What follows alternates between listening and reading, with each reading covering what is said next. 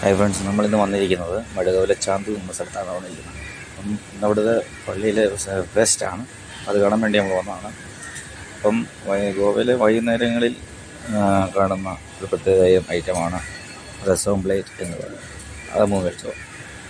അപ്പം ചെറിയൊരു കടയിലാണ്, വണ്ടിയിലുള്ള ചെറിയ ഉന്തുവണ്ടി പോലത്തുള്ള വണ്ടികൾ. നമ്മുടെ നാട്ടിൽ വടയും കിട്ടുന്ന വടയും പഴുപ്പൊരിയൊക്കെ കിട്ടുന്ന അപ്പോൾ അവരെല്ലാം സാധനമെല്ലാം മസാലയെല്ലാം നേരത്തെ വെച്ചേക്കണം. അപ്പോൾ നമുക്കുള്ള ഓംപ്ലേറ്റോട് എടുക്കുന്നുണ്ട്.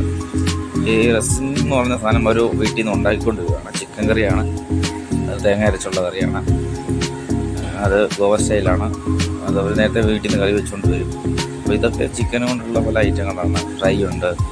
കൂടുതൽ ആൾക്കാർ പള്ളിയുടെ തൊട്ടുകയാണ്, ചമ്പൂർ പള്ളിയുടെ തൊട്ടടുത്ത് തന്നെയാണ്. അപ്പോൾ നമുക്കുള്ള രസം പ്ലേറ്റ് വന്നിട്ടുണ്ട്. ഇതാണ് രസം പ്ലേറ്റ്. അതിൻ്റെ കൂടെ ഞങ്ങൾ പാവ് മേടിച്ചിട്ടുണ്ട്. ഉണയെന്ന് പറയും, ഇവിടെ ഉണയെന്നും പറയും, പാവെന്ന് പറയും. 2-3 ഐറ്റം ഉണ്ട് പാവിൻ്റെ. അപ്പോൾ നമുക്കിതൊന്ന് കഴിച്ച് നോക്കാം. അപ്പം